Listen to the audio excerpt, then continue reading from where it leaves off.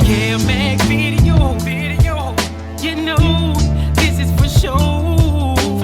Kev Mac video, open your soul, represent your ghetto, baby. Kev Mac video, you know, this is for sure.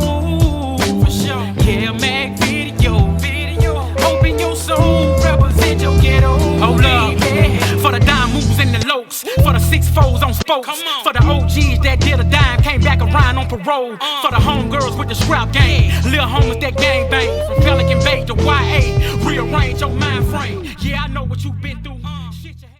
Shit.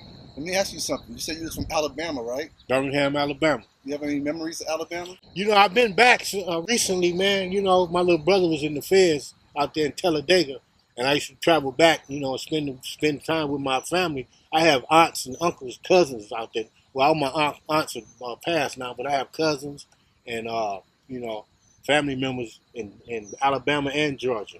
So how old were you when you moved to California? I was like 7.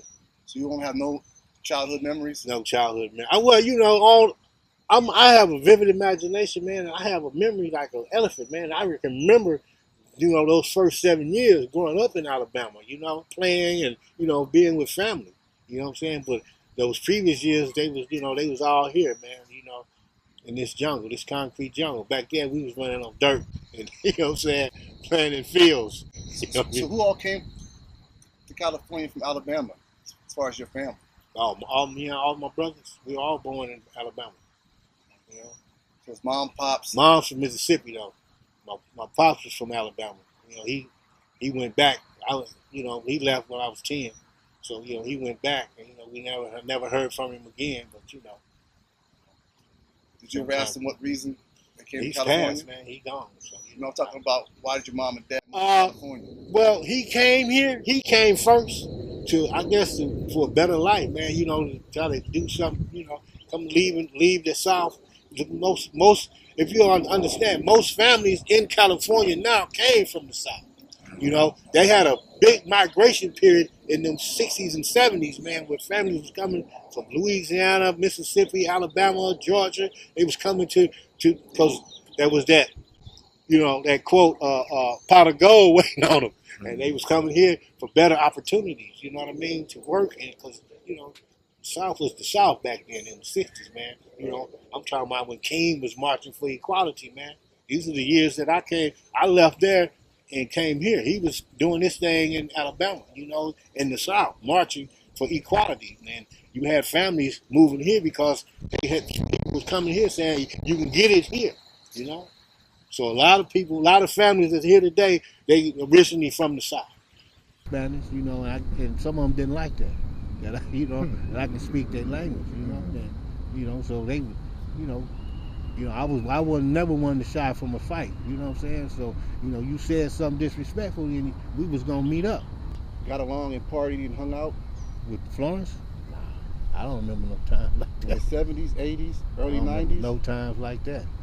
I mean, you know, doing business together, you know, because they had it. You know, that's who everybody was getting it from, you know. So that was the pipeline. But, you know, we ain't had no function, having a good time type of thing with them. It was transacting business and going our separate ways. You guys got Mexican gang members from East Coast? Yeah. A lot or a few? Well, we had a few from Six Deuce alone, you know. But there's quite a few. What's up with Crip Jackie? Crip Jackie? You talking about the old Crip Jackie? Mm-hmm. Jackie Todd? Yes. Oh, I ain't seen her in so long, man. That was my girl, man. I ain't seen her in a long time, man. You know, they got another Crip Jackie now. I think she's from the 9. Yeah, so that's why I had to clarify that. You know, Jackie Todd are the reputable. Yeah, Jackie Todd. You know what I'm saying? No doubt. Yeah. The Kitchens. How come Kitchen Crip didn't join that East Coast movement? I have no idea, man. You know, me and Little B, we wasn't finna go for that one, you know what I'm saying? at one point we were, things was, it was okay for a minute. It was Kitchen and 8-9. At one point, we was gonna call ourselves Kitchen 8-9. But then, situation happened, man, with my brother, my little brother. The coast thing came about and they were trying to get the whole east side to turn coast, and we ain't doing that. Then the cold part about it is the brother of Lil B, his brother Big B became 7-6 East Coast after that incident. So I don't know why the rest of, I guess they wanted to hold on to what they was, Why would he turn East Coast after that?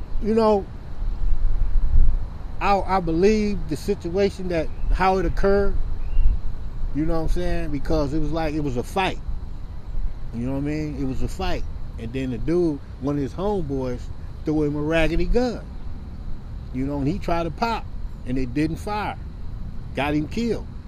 I'm up in TS kicking it with all the deuces and nines and all the motherfuckers. I'm up in there, and next thing I know, I hear that they killed my homie, and I'm like, huh? And this is just my opinion. He felt like they was responsible for, his brother's death by, throwing him a faulty gun. You know what I'm saying? I mean, he got to ask him that one though, because I think he can answer better than I can.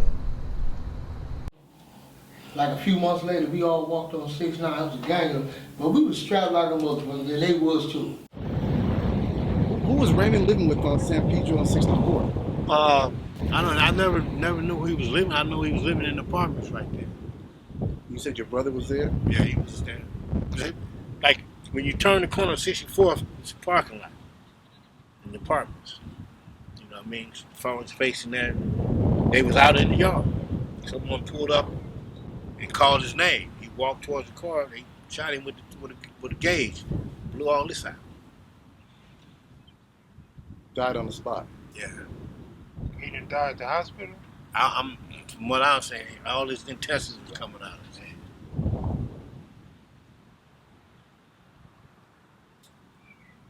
And it was just Raymond and your brother. No, it was a couple other people out there.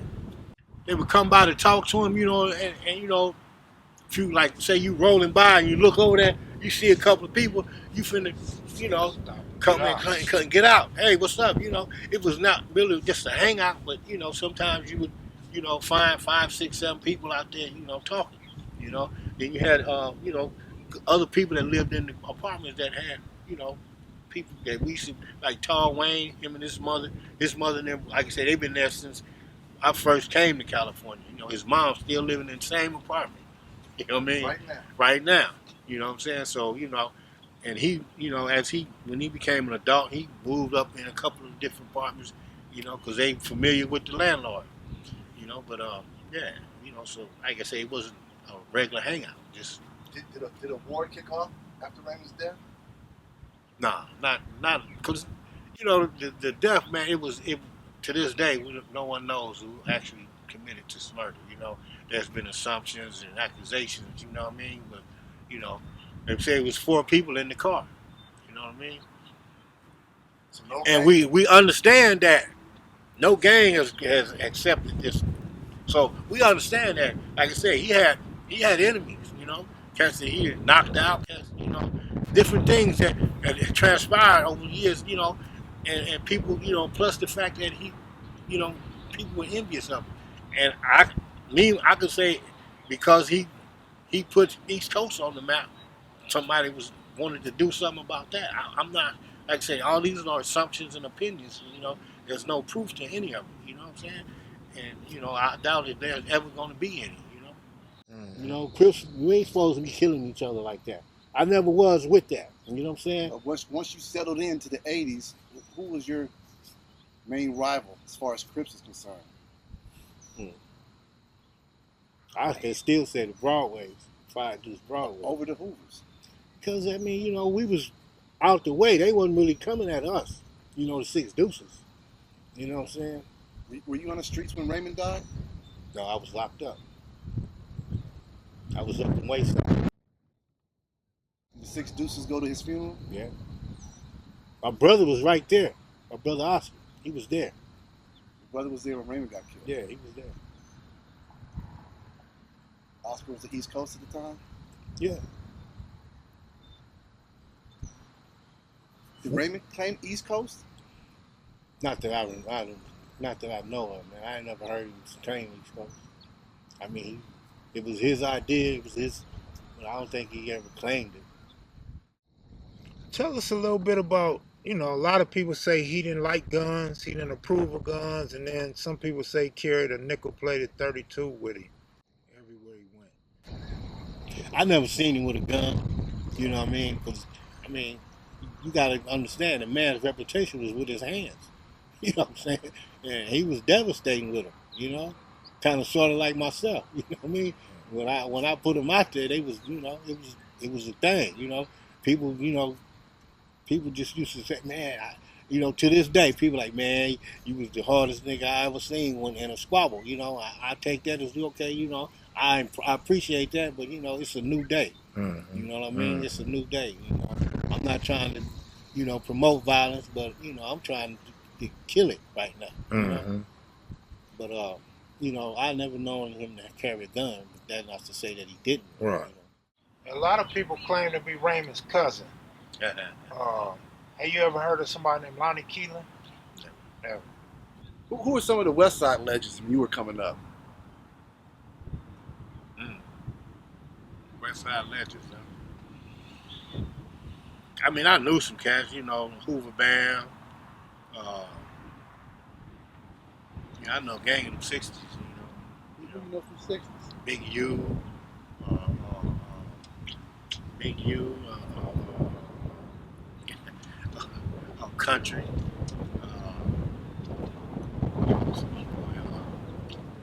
What about Babyface? Older Moms? Ricky Slew? Ricky Slew?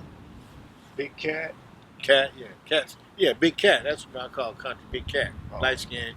Yo, yeah. That's I call him country because he country as hell. He one of them cats you could just see walking around barefooted. Just yeah. Yeah, man. Key to Rock.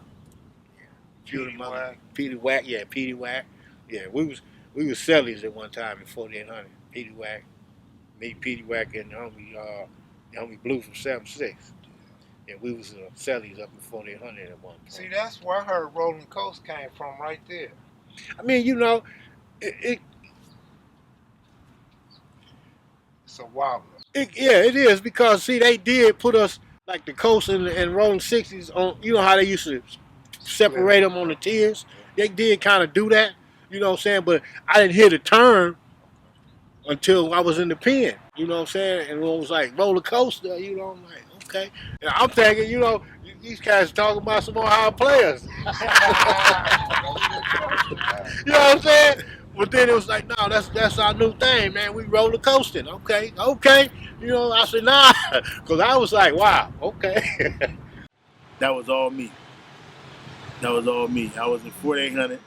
Like I said, I knew all the coaches because we had all run together. And Baby Snake was my road dog and from the Deuce. So we was all road dogs. We was in 4800. So at night, everybody should get their hood up, say they set. And so me and all the homies, me and all the young dudes from the coast, we used to always be, putting our little raps together and saying all our songs together. And we used to roller coasters, neighborhoods, wake up. Yeah, it was. I could have been the pinnacle of when it got started. You know what I'm saying? Right there. When did the Crip on Crip set tripping start? The killing started. It started in the 80s, man.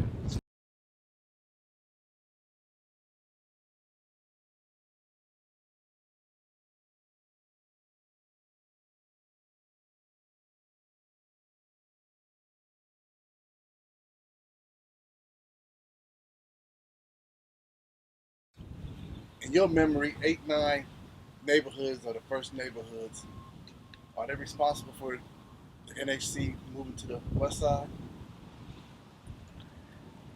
I'm not sure if they're responsible, but I mean, how did the N-hood get to the west side? I have the slightest idea, man. I have no idea. when was the first time you heard about West Side Neighborhood, 111 Black Dog? What year did you first hear about I those met guys? Black Dog. I was in the pen. That was in the pen when I met Black Dog. But I remember some of the 111s.